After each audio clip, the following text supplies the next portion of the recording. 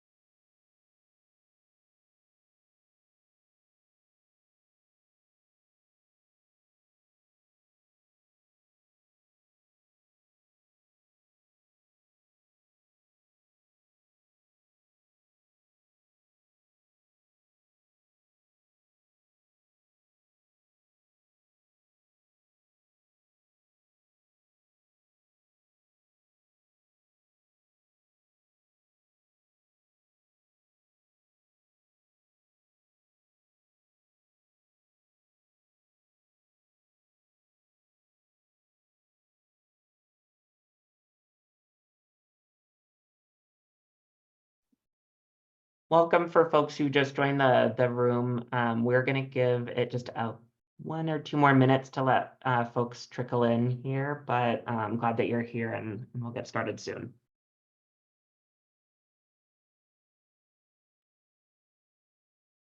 Buenas noches, bienvenidos. Estamos esperando que se nos unan las últimas personas. Vamos a dar un par de minutos más.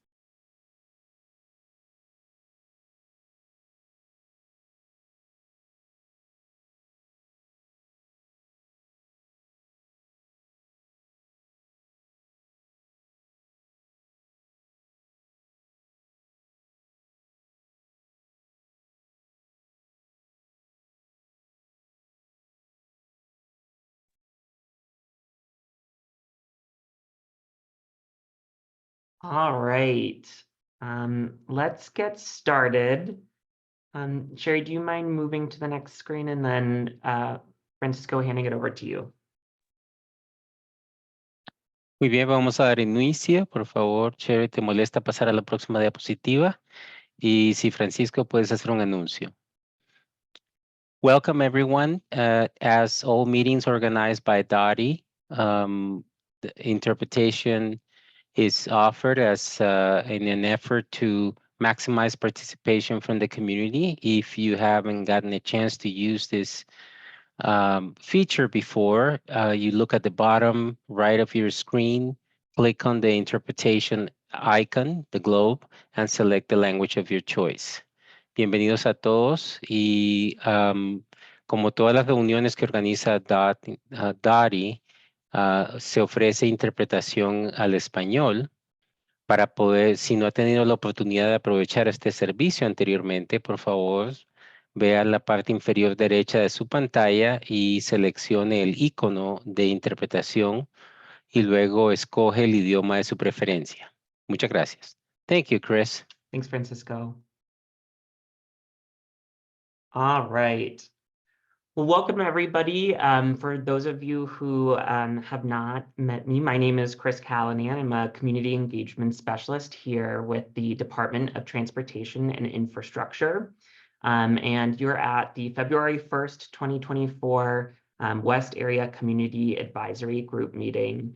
And this is kind of a public engagement initiative that's facilitated through our Office of Community and Business Engagement within the department. Want to first say thank you for taking time out of your evening to attend the meeting this evening. I know that we had a meeting last month and just really appreciate all of your all's commitment to kind of staying informed about developments in the neighborhood. This evening, we'll be discussing the West Colfax pedestrian improvement project that was also shared about last meeting. We did receive feedback from quite a few folks that they thought that it was important to center the meeting content this evening on the specific agenda item for West Colfax Pedestrian Crossing and Transit Improvement Project. We did kind of move some folks around and made sure that we were able to be responsive to that desire. So apologies for folks who might have shown up and been eager to learn about the Denver Connector or Federal BRT or the Denver Connector, but we will certainly be bringing that content and information to you all in the very near future. So stay tuned on that. And with that, kind of want to just let folks know that we have, an hour to kind of get through the content of this presentation. Know that last meeting, the project team was not able to kind of meet the expectations of the community in terms of the information that was available to be shared.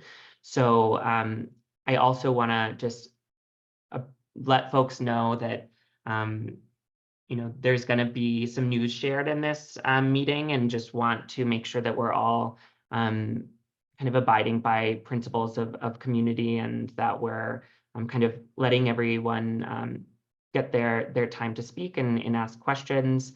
And would also just like to note that you can put your questions or comments in the chat, and I'll be reading them out at certain moments in the presentation. But to kind of hold your questions for the full group until we get to a good stopping point in the presentation slide deck, so that we can just kind of keep things manageable.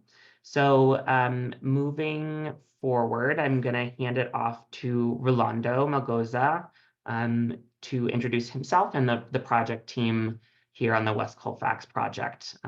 Rolando? Thank you, Chris. Good evening, everyone. My name is Rolando. I'm a community designer with Dottie. Just wanted to thank everyone for taking time out this evening to join us. Some of you may recognize me from some of the public outreach events. I know over the summer I've met quite a few of you at Paco Sanchez Park, out in the neighborhood. Maybe we've crossed paths at the Alamo or something, right? And so it's great to be here with everyone. Also joining me this evening for the West Colfax Ped and Transit Safety Improvement Project, we have our PM here, Mukhtar Satar, and then we also have Bailey, who some of you may have seen as Bailey has been helping us with the public involvement. She's been really working with the businesses along West Colfax.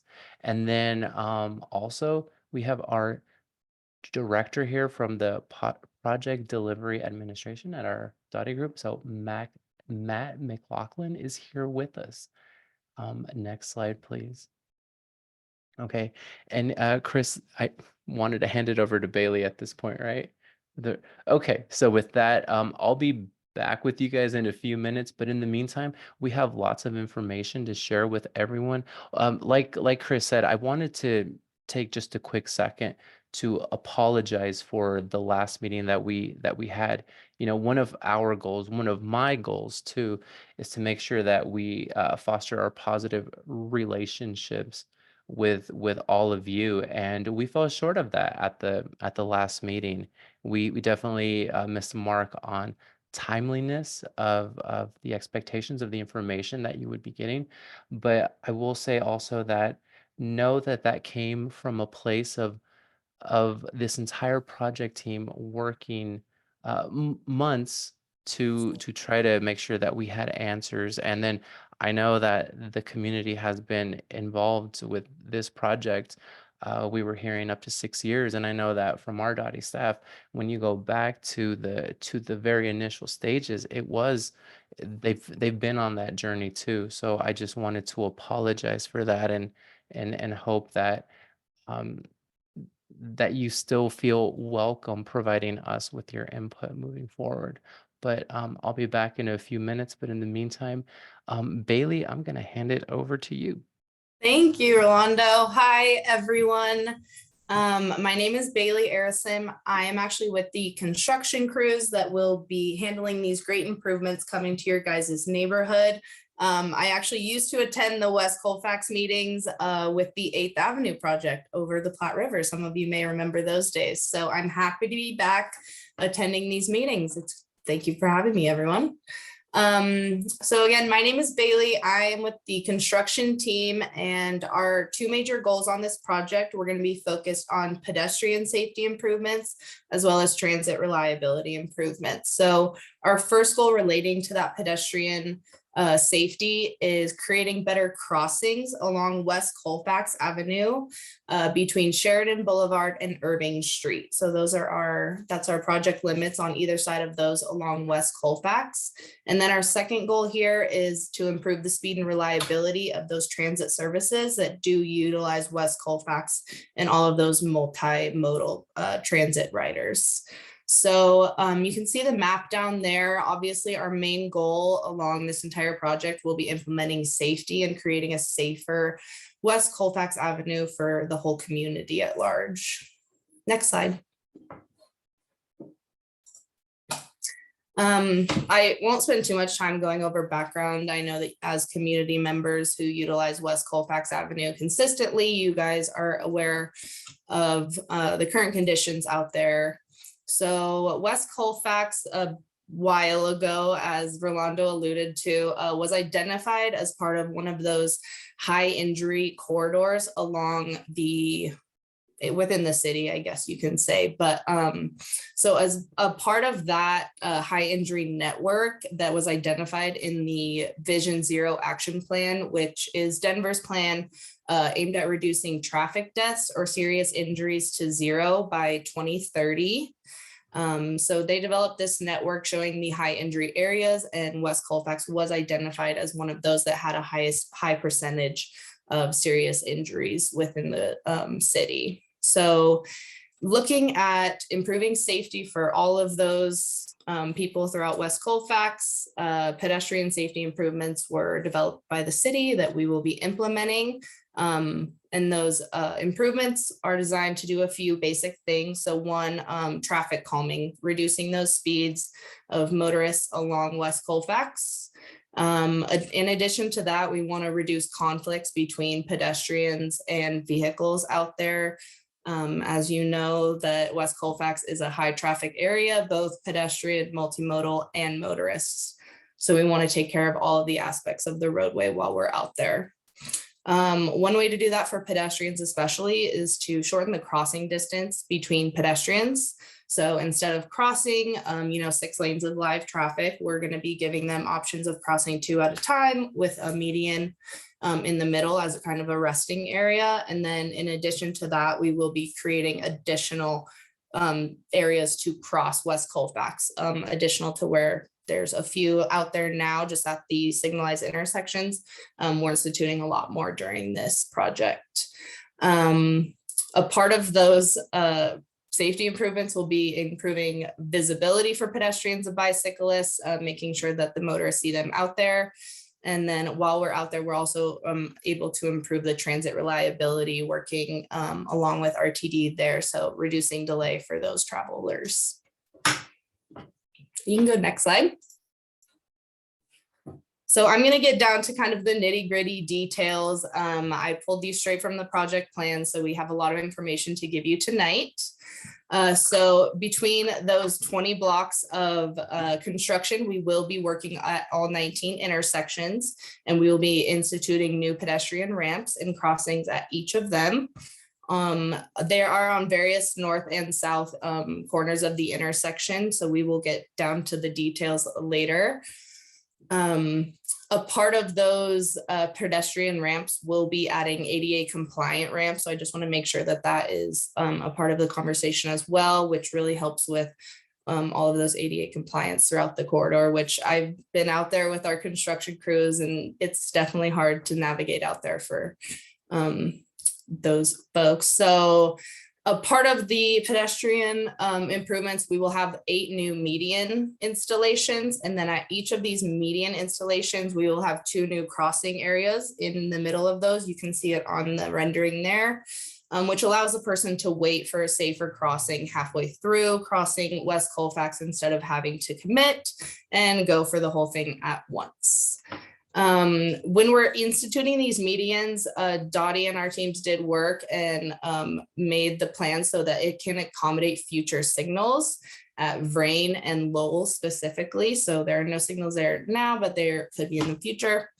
And then a part of our transit improvements will be creating safer boarding and waiting areas. So it allows transit RTD buses to pull in, serve their customers, and then continue the flow of traffic in a safer manner.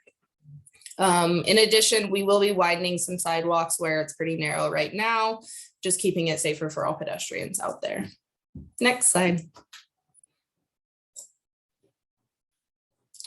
So obviously our biggest goal on this project is overall safety for everyone out there. So some of the details for those construction elements that do create safety, those pedestrian bulb outs, which if you have been around Denver, you'll see them everywhere now. I've worked on multiple projects where we institute them, and they are so great for alleviating conflicts and creating a safer environment. So one way they do that for pedestrians is narrow the crossing distance. You don't have to go as far to get safely across the street from one sidewalk to the next. It also calms that traffic and reduces vehicle turning speeds. Because of that wide bulb out, they can't just cut the corner anymore. It is quite a slower turn, which is safer overall for pedestrians and motorists. They do obviously create more visibility being out there in the roadway, as opposed to kind of pushback as they are now, as out there they are existing now. It will expand sidewalk intersections and then also create those ADA compliant ramps. Some of the ramps out there right now aren't really ramps. So definitely getting those curbs up to ADA compliant so that everyone can use them equally. And then for the medians, which people don't really understand the ways that medians can create safety for pedestrians. We understand that obviously it's a motorist safety point, but in this high volume area, because of having motorists, transit riders, and pedestrians out there, we kind of included all of those items while creating the design. So median refuge areas, you can see an example of that drawn there on the roadway. It has that new median installation with those pedestrian sections, which will allow people to cross safely. And it'll provide additional places to cross. So instead of just crossing at those striped intersections now, which you can see on there, you'll have additional rooms and areas to cross. And then one major safety point is it will eliminate the left turning vehicles conflicts with pedestrians. So obviously, as we know, you're turning left, you're not looking right, and you will miss a pedestrian. And that's where a lot of those, high injury risk injuries came into play that created this need for this project. So next.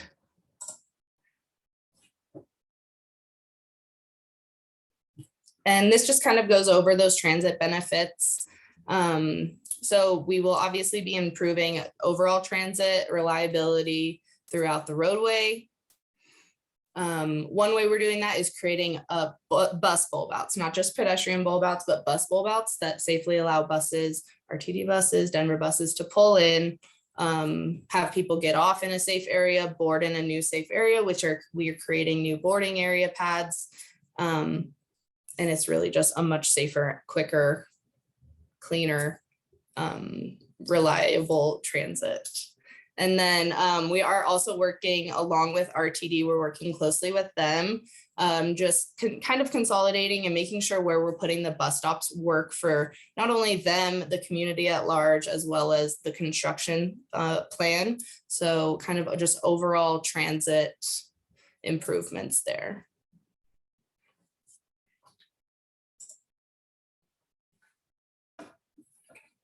And back over to Rolando. I am here. Okay. I was starting to type in the chat and then here I am. All right. Hi guys, welcome back. Oh, I see all the faces are back. Okay, it had disappeared for just a split second, but all right, great. So a couple of things to share with everyone. Some of the safety treatments that have been completed. I know that from the community walks. These are things that came up. So leading pedestrian intervals installed between Sheridan and Lowell. Signal timing adjusted to reduce incidents of speeding along the corridor. Driver feedback signs. I know those are the signs that tell you how fast you're going. The speed limit reduced down to 30 miles per hour. And for this project, the elements that are included are pedestrian bulb outs at 19 different intersections. There will be 8 new median refuge islands. We have over 60 left turn conflicts prevented. If you remember, and something that I know I talked quite a bit about at our summer outreach was the two-way left turn lane, which we call the twiddle. Allows for left turn movements to occur off of Colfax onto Colfax at several different locations, right? And that's what leads to some of those side swipes, a lot of those injury crashes. So the medians will be an access management exercise to reduce those. Also, bus bulb outs for transit waiting areas for the bus, and also some special transit priority improvements. And now the element, the moment everyone's been waiting for, and I saw this in the chat here, as part of the project of looking at thinking big picture of everything that's been going on with funding, inflation, everything, we did have to make some difficult decisions on how can we build this project, which was a focus on pedestrian safety. So the core elements of this, which is to install those medians, to control those left turns. And we wanted to make sure that we could still build that, but we did have to eliminate the landscaping in the medians. The medians will still be built, but they will be built as concrete medians without the landscaping.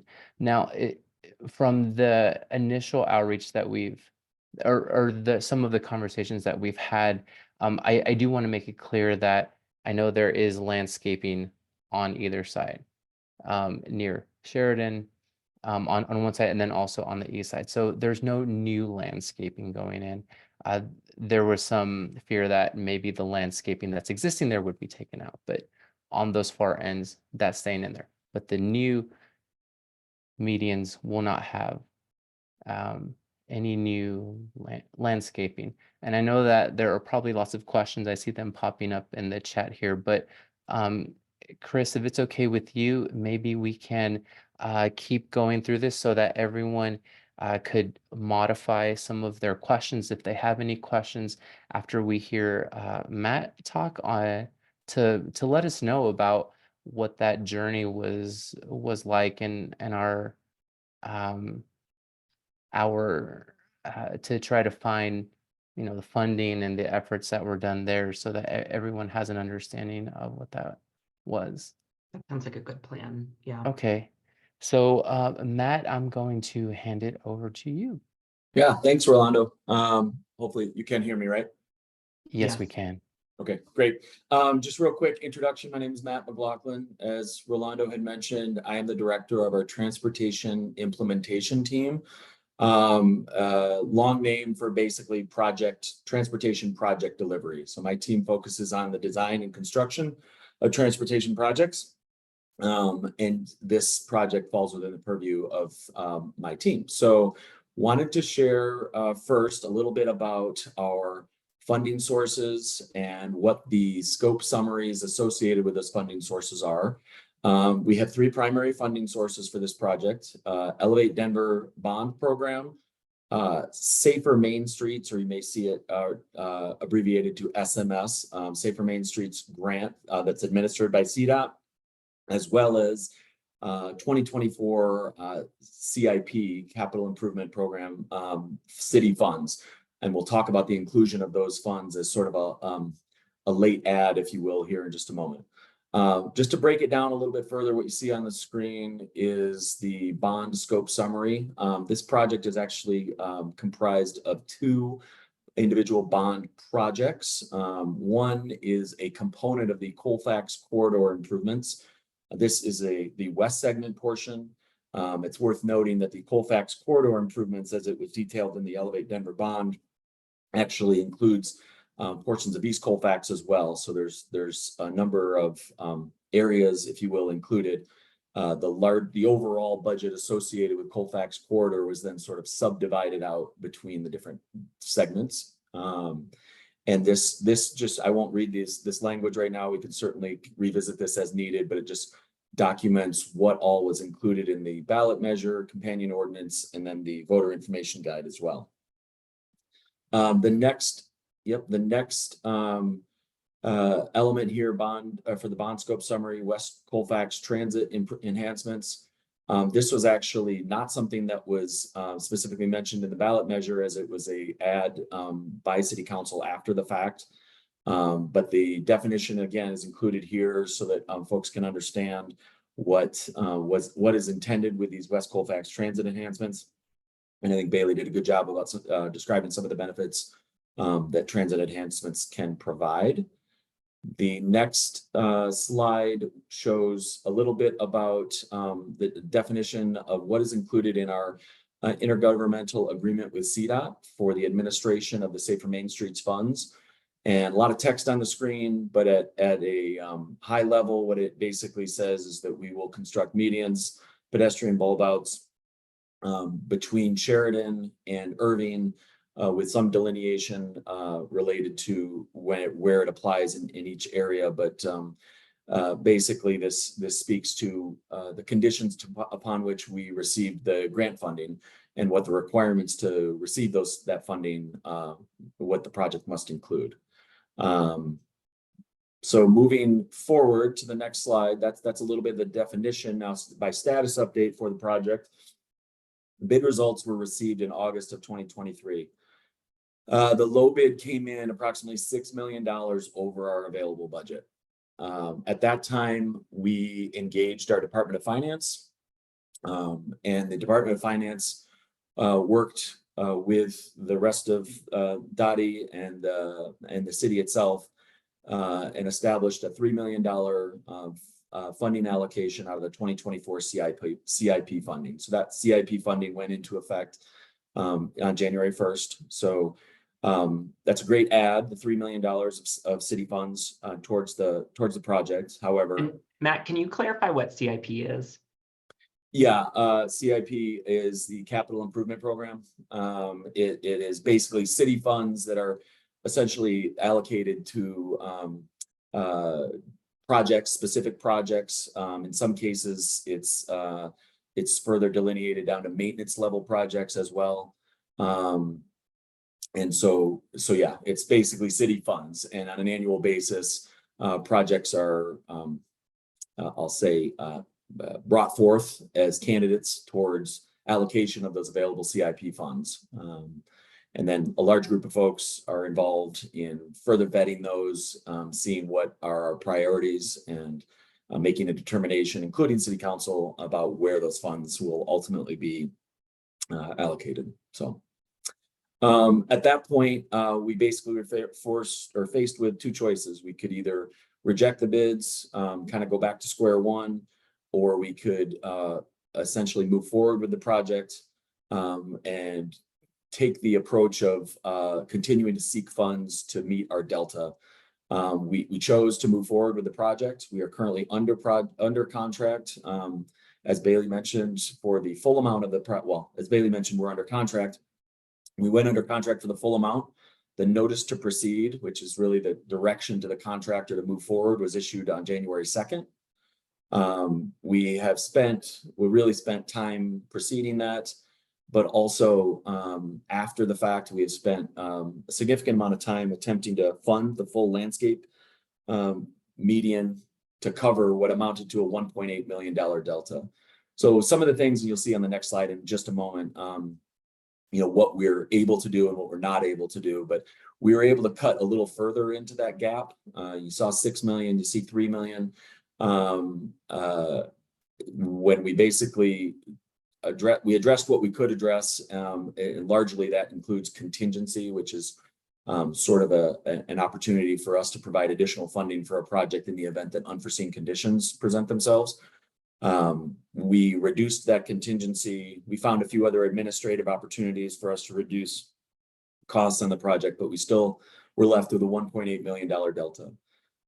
We have spent the last several months working with multiple project partners and have been unsuccessful at this point. As of essentially last week, came to the conclusion that we've attempted to find that funding gap and we've been unsuccessful. So we are now in the process of coordinating what we call a deductive change order with the contractor to remove the landscaping elements so that we can be in alignment with our available funding. The next slide talks just briefly a little bit about, some of the things that we considered early on upon opening of the bids and understanding what our financial position was. Shortening the project length, trying to do the same thing, but maybe a little bit just for a shorter length is not an option. As I shared earlier, the Safer Main Streets IGA requires the limits on this project. Removing select intersection improvements. We determined that that wasn't an option we wanted to pursue, partly because of the bond language, but also because of the prioritization for safety in this corridor.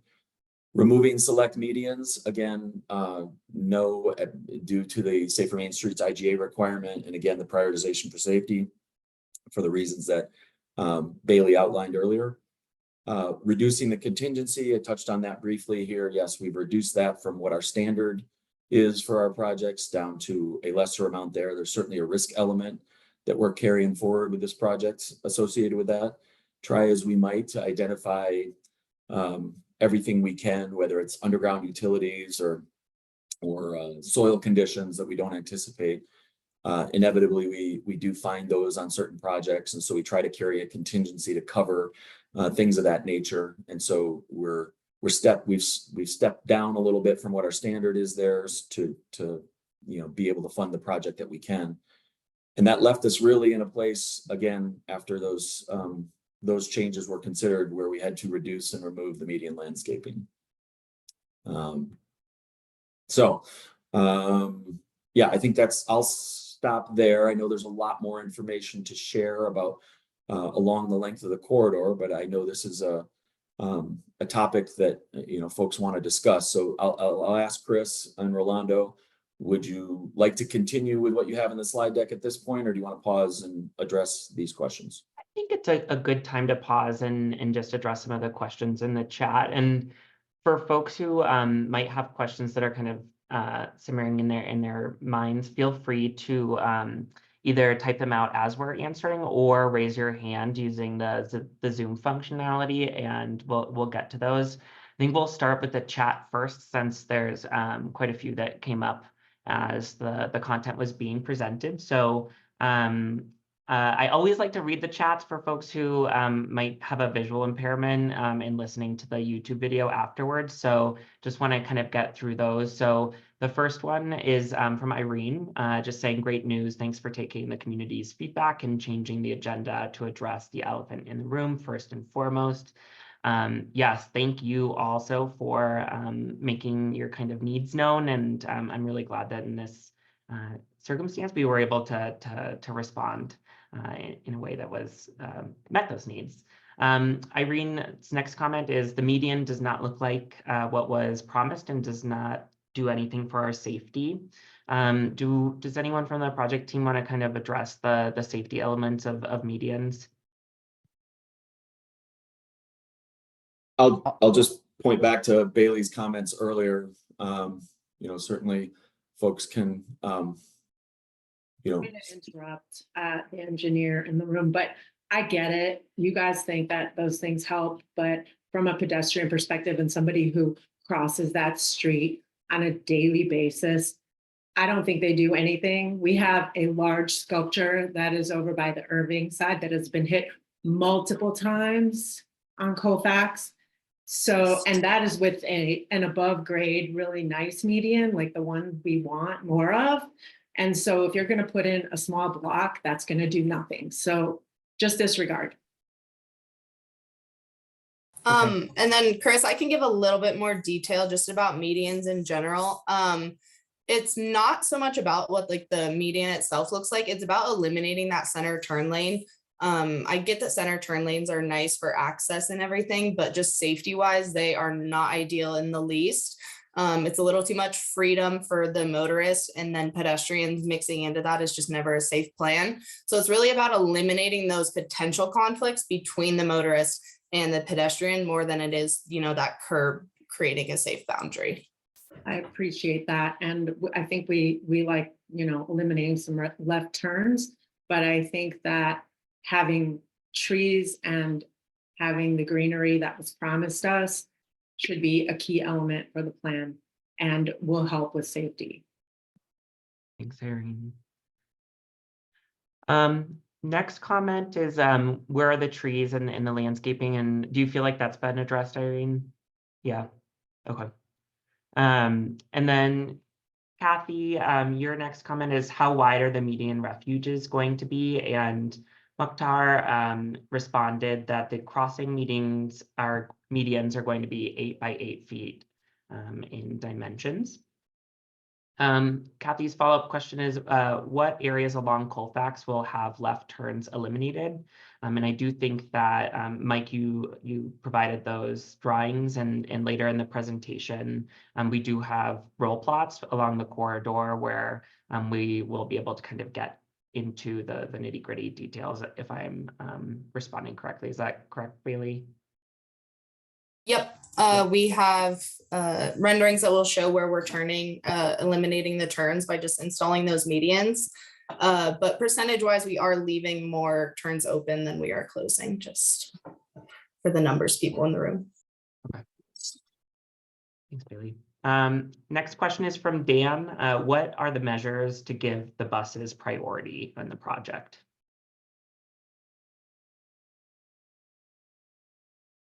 There's a few, and Mukhtar, you can help me if I'm missing anything, but creating just kind of transit focused bulb outs really help with the flow of traffic. And then it's also easier for buses to get in to traffic afterwards, and it's a lot safer for those transit riders. Mukhtar, anything else? Yeah, also the buses are prioritized and the medians or the signalized intersections as well. Thanks, Mukhtar. And I know that that's really important along this corridor. I believe last time that RTD data was presented on this project, this corridor has around 6,000 daily users of transportation on their facilities every day. So making sure that that's a priority has been huge. Next question is from Irene, or maybe it's a comment. Unacceptable. The core element of the landscaping in the medians was promised and should be delivered as such. Next comment is from Dan. As shown on the screen, the voters voted for streetscape improvements such as trees, but there is no greenery, question mark.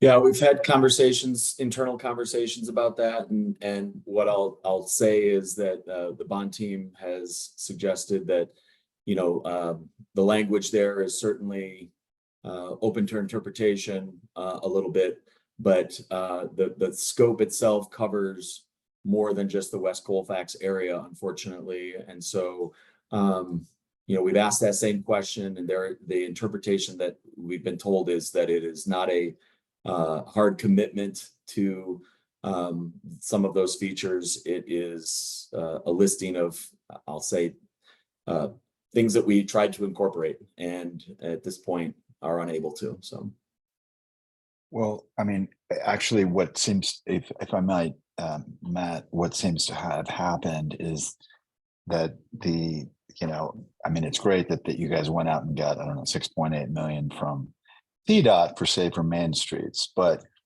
that in some ways is the limiting factor here in terms of the focus on certain intersections and safety as sort of trumping any other consideration, when in fact it was streetscaping in part, and in fact on East Colfax, that's part of the use of the bonds that is being done.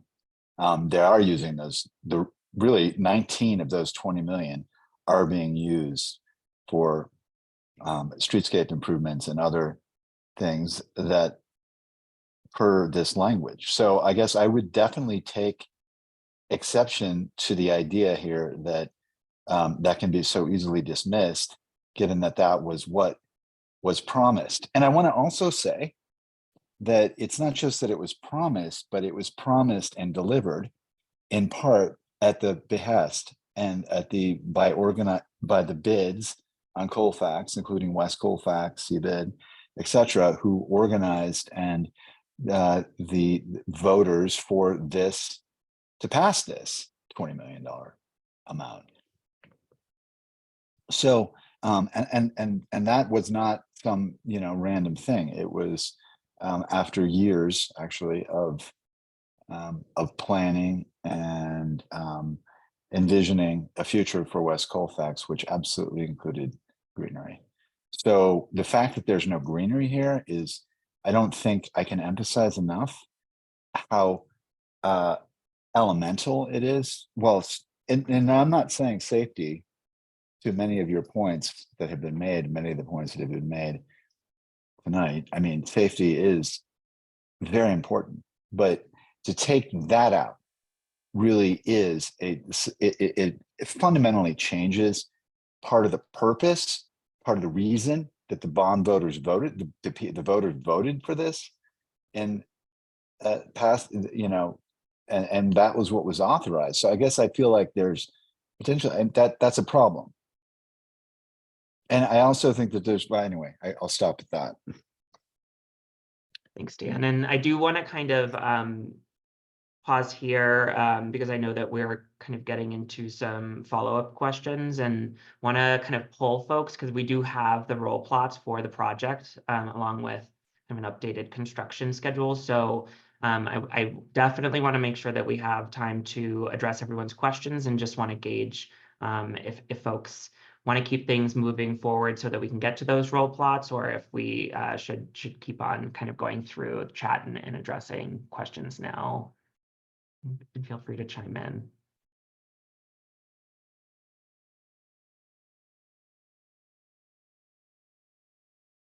Let's try to get through the chat and the current the current comments and limit those kind of follow-up comments, and then we'll try to get through those roll plots at least so folks can see them.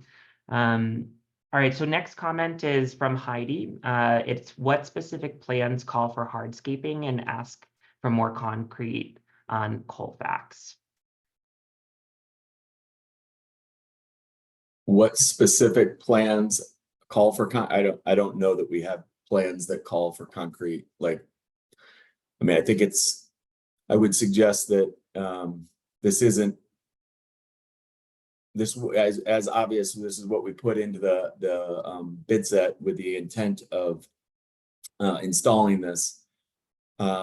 I don't think it was based on plans, that would have contradicted plans that were in place calling for concrete. I'd have to reach out to my planning constituent or planning coworkers, but I think I can safely say there's no plans that say it calls for concrete medians.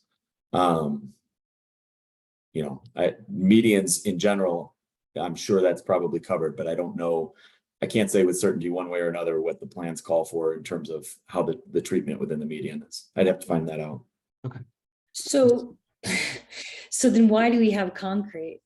I mean, so that we are planning for a landscape median for greenery. Every plan that I've seen that the city's produced in the last 10 years doesn't call for more impervious surface. And if we can't afford the full-on landscaping, then how does the option turn to concrete? Without even coming back to the community to say, hey, what Colfax needs after we looked at it is more concrete and more hardscaping that we know doesn't reduce or prevent, like reduce or calm traffic, to speak to your safety, and doesn't, I mean,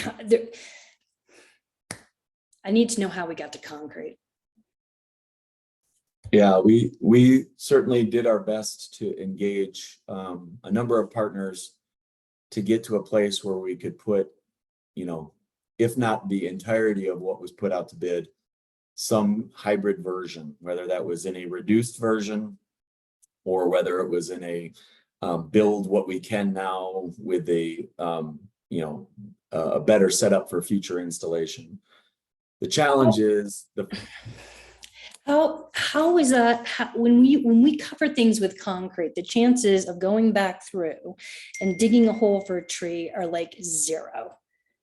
So like, how much is the concrete costing, and how can we change that, take that money and put it into, even if it's 10 trees, or even if it's just leaving dirt with the water, the spouts there, so that we can raise the money for greenscaping.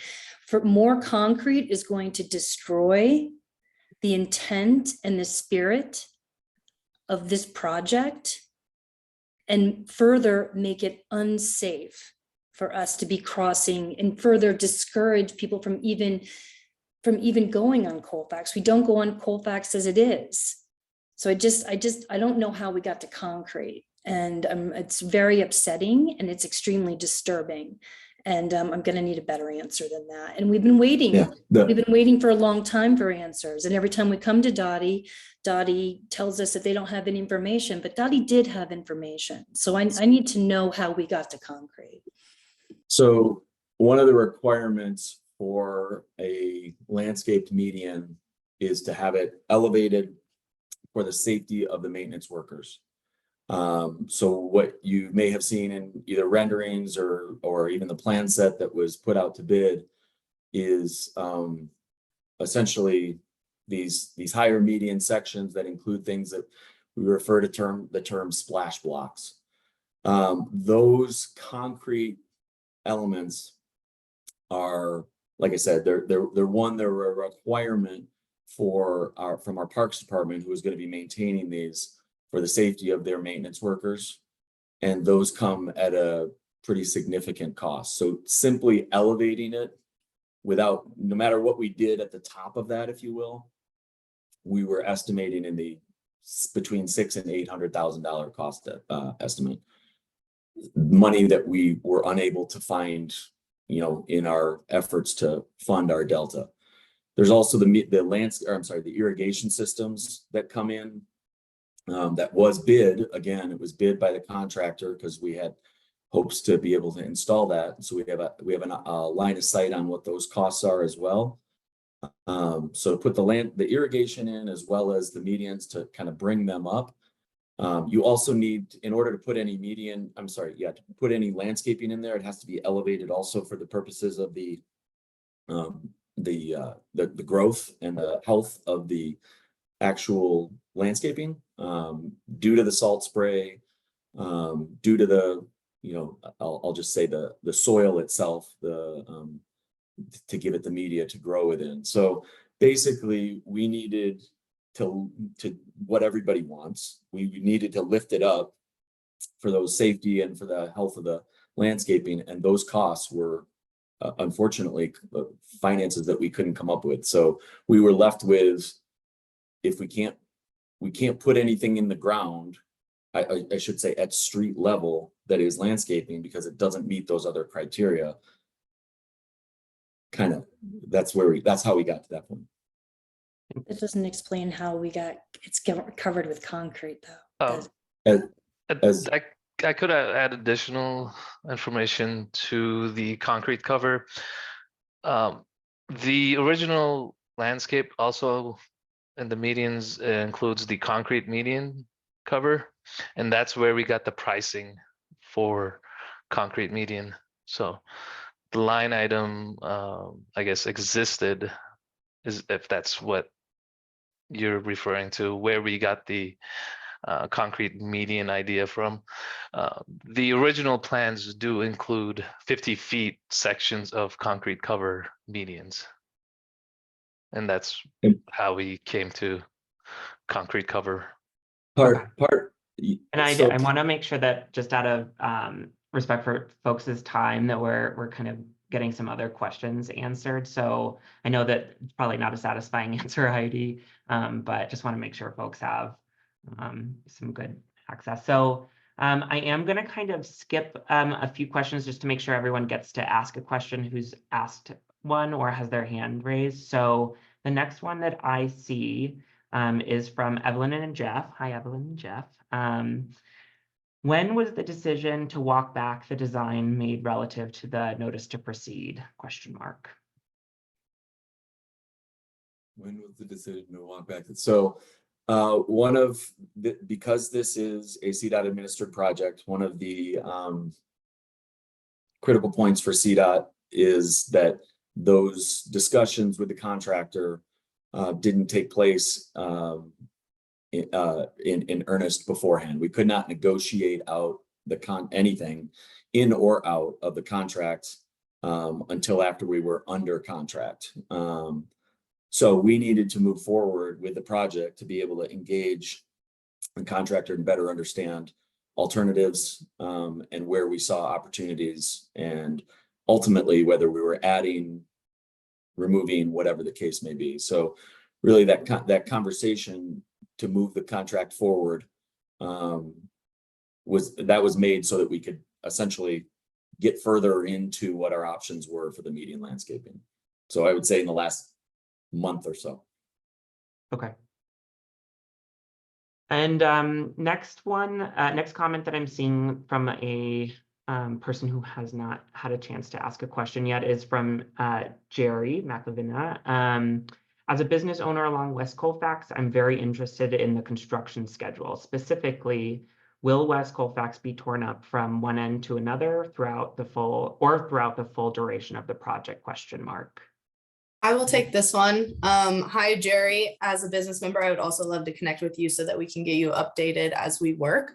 But we are working in phases as much as possible. And so we are going to start on the northeast corner of Colfax and work our way west on the north side. And then we're going to flip around and work west to east on the south side. We're working in like 2 to 3-ish blocks at a time, as much as it makes sense for pedestrian work. And that's because we have to close the sidewalk when we're replacing it. So detouring people is easier around a few blocks, get that chunk done and move on to the next. So no, your sidewalk will not be ripped up for the next year. But once we do get into median construction, which is our last phase, it'll be in the early part of next year. That will be kind of the real roadway construction time frame. But again, we will be doing that in phases. So not 21 blocks is going to be ripped up for the next year. Important clarification. Thank you, Bailey. Next, Tony, I see your hand is raised and I want to make sure that we get to you. Go ahead. Yeah, I'll go as quickly as I can. So there's a number of us from the RNO, the West Colfax Association of Neighbors, and then Dan here from the BID.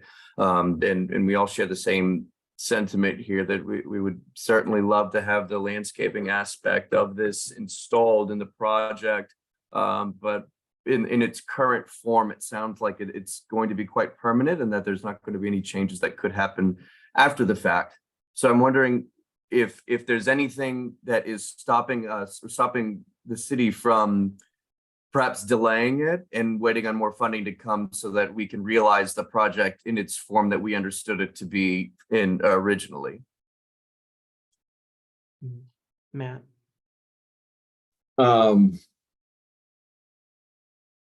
I guess, can I ask a follow-up to that from the Sure. standpoint of additional city funds? Is that what you mean? Anything. Like if something happened that caused budgetary constraints to the city, it sounds like that's impacting this project. Is there any consideration for waiting for more money to come by in order to allow for this project to come to life as we understood it initially? I would say that's probably a decision that would need to come from, certainly council member, executive director, certainly, folks that are that could weigh in on that for sure. I mean, is there anything that's stopping us from canceling a contract? No, obviously there's ramifications to that, but I don't know that there's anything from stopping that conversation.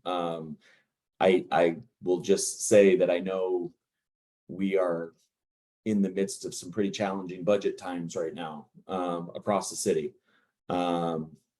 And having challenging conversations about what that means for our project delivery, as well as many other aspects of the city's work. So I certainly wouldn't want to be the one that could offer that is,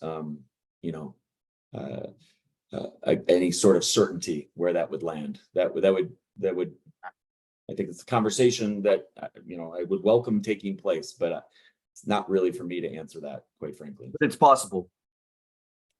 Yeah, I mean, any contract that we enter, we typically have language that speaks to our ability to terminate the contract if it's in the city's best interest.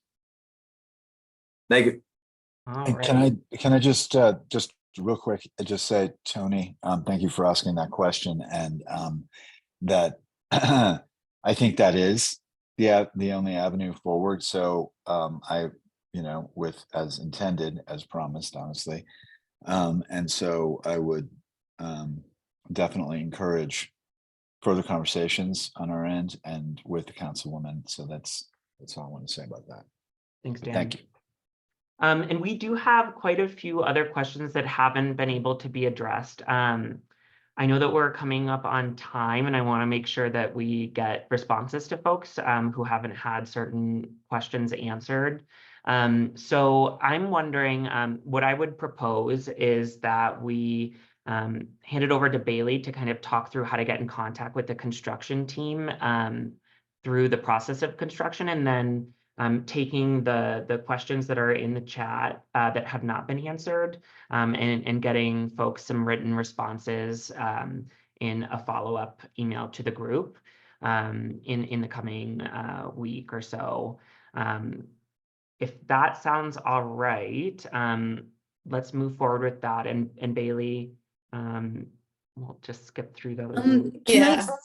Can I just like to say that we come to the end of a lot of these meetings and Dottie promises follow-up, and we literally have gotten none. So I would rather hear the answer to Jill's question and around than to hear about any of this other stuff. And this slide looks familiar. We saw this last month. Okay. To kind of disrespect folks' time, I'm wondering, can we do the contractor information and then circle back to Jill's question, and then we can kind of move forward with that written response? Is that okay, Heidi? Yeah, okay. All right, Bailey. Thanks, Chris. So just once construction does get started, this is the best way to contact the project team. So the West Colfax improvements at Gmail goes directly to me. And then I can get any information over to the Dottie team. If you do want to use that as an avenue of communication, please feel free. And then also that phone number, you can feel free to leave a message and I can transfer that as well. Below is Mukhtar's information. He's obviously the Dottie PE on this project, so he can assist me as well as getting some of those technical questions answered. And then I really, really, really encourage people to scan this QR code and sign up for construction updates. It's just putting in your email, that's it. And I will not bother you. I'm not a spammer, trust me. I'm just gonna send you stuff that you really need to know, like, hey, there's a new sidewalk and there's a closed sidewalk here. That's it. So that's my spiel. Please feel free to contact me, use this information. That's all I have. I will let you guys get back to the chats, but I will hang around if there's any construction questions. Thanks, Bailey. And before we move over to Jill's last chat question, can we go to the last slide just to let folks know that the next West Area CAG meeting is scheduled for April 7th, 2024. So more information will be available in the coming month or so about that next meeting, but certainly open to different agenda suggestions. I know that we'll be looking to get the federal BRT project, the Denver connector, and the community planning and development's people's budget back, that information back out to the community in the meantime. And for folks who do still have questions, feel free to put those in the chat. Also feel free to follow up with any emails to the project team or myself, and we'll make sure that those are included in the responses that we send back out to the group. With that, over to Jill's question. So, and this is going to be the last question for the evening. Could Dottie consider a hybrid approach where medians and landscaping, with landscaping as originally planned, are installed at some intersections and low-cost temporary treatments, for example, flex posts, are installed at other intersections to achieve immediate safety benefits while the city takes more time to find additional funding to do additional landscaped medians? It's a great question. I think we'd need to work with CDOT and to understand whether that is in alignment with the grant funding. I was looking just at that language and I'm not seeing any specific reference to concrete there. So it's worth asking to better understand if that's a condition for the funding or a condition of their approval for the work on Colfax one way or another. So I don't have the answer to that. We'd need to work with CDOT to better understand their thoughts on that approach. So. And Rolando and I will be working with folks to just make sure that we get those written responses back for questions that haven't been answered, and following up on some of those lines of inquiry that have been brought up. Artie, I know I see your hand up. Do you have another question? I want to make sure that we're keeping the line similar for everyone, but if it's an urgent question.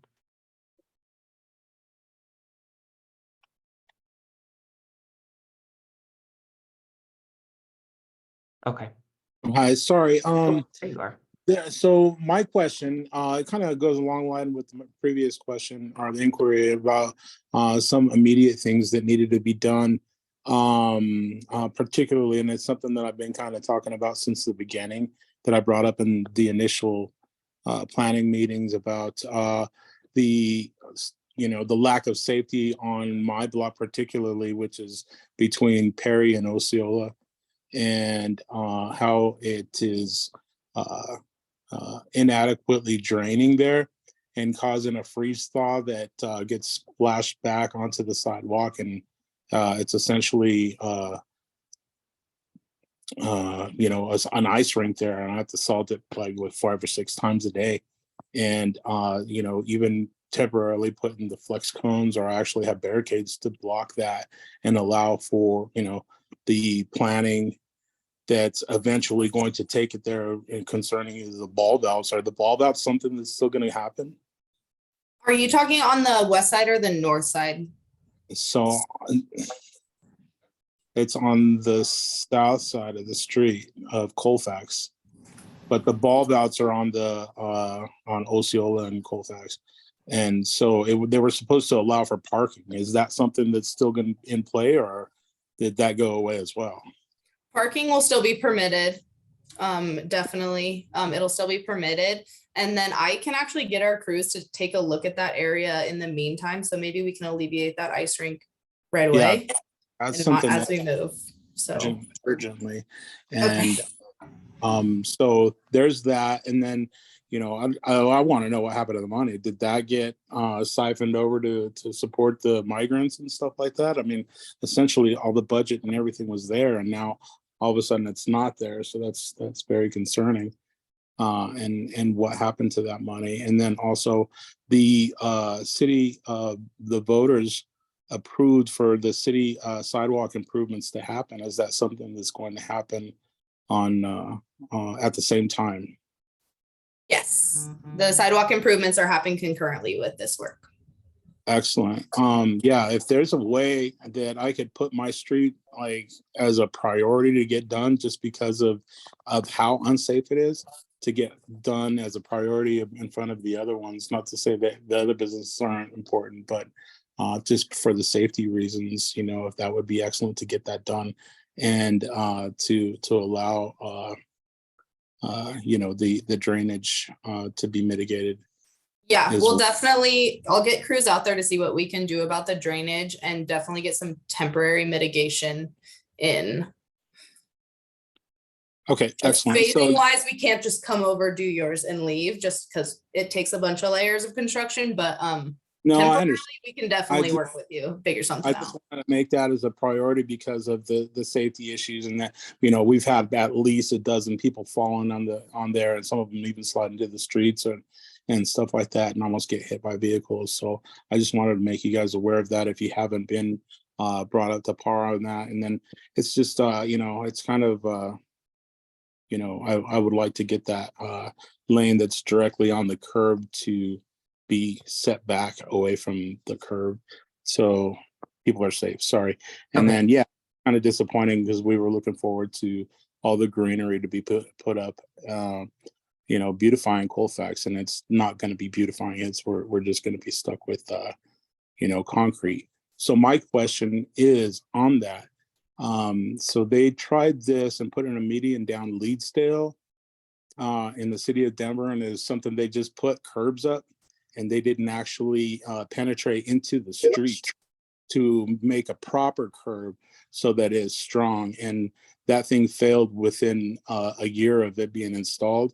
You know, is this going to be another waste of money, or is there enough money to do a proper median and a proper curb into the street? Okay. Well, let's just to make sure that we're applying a consistent standard here, Artie, I'll make sure that that question is included in the written responses that we follow up with. And I know that Lauren has her hand raised and Lauren's with our stormwater team. So Lauren, if you want to provide a quick response, and then we're gonna wrap up and end the meeting for this evening. Just real quick, I just want to say, hey, you know, don't put a cheap medium up. If you're going to do it right, because the one that will happen on Leedsdale and the city financed that one, and it failed within a year of it being installed, like all over the place. It was busted up. So make sure you put it in there right and correctly. Heard. I just want to real quick make sure I have the intersection right. Can you repeat what intersection and what corner of that intersection you were saying that the ponding and icing issues were? So it's between 3900 West Colfax and or it's at 3900 so it's Osceola and Perry, between those two streets. That entire block south of West Colfax drains into the one drain that's on the corner of 3900 West Colfax Avenue. So everything from the alley, everything from the yards, everything from all the houses, including 7-Eleven, and it comes around the block and it drains down there at that intersection there, and it's one small drain. And the city of Denver allowed for the new development that's directly across the street on the same street that ended up piping their water into that drain. It used to have its own drain, but now it doesn't. Now it pipes into that drain too. So it's already out overflow as it is. So the water that comes in there, it's you know, it's essentially a massive lake when we have big rains and downfalls pours in the summertime. But in the wintertime, there's the ice damming that's there. So they need to install a drain or an inlet for the storm drains there at the alley between Perry and Osceola on the south side of Colfax. Yeah. So actually the Stewart Street storm system is a new storm sewer from Colfax to Dry Gulch, and it's intercepting the storm main in Colfax, and it'll really relieve that system between Stewart and Lowell. So I think in that your Perry Osceola, that falls within that zone. So I think that has nothing to do with this storm drain. This storm drain drains underneath Colfax to the north side of Colfax. It's only one drain and it goes all the way over there.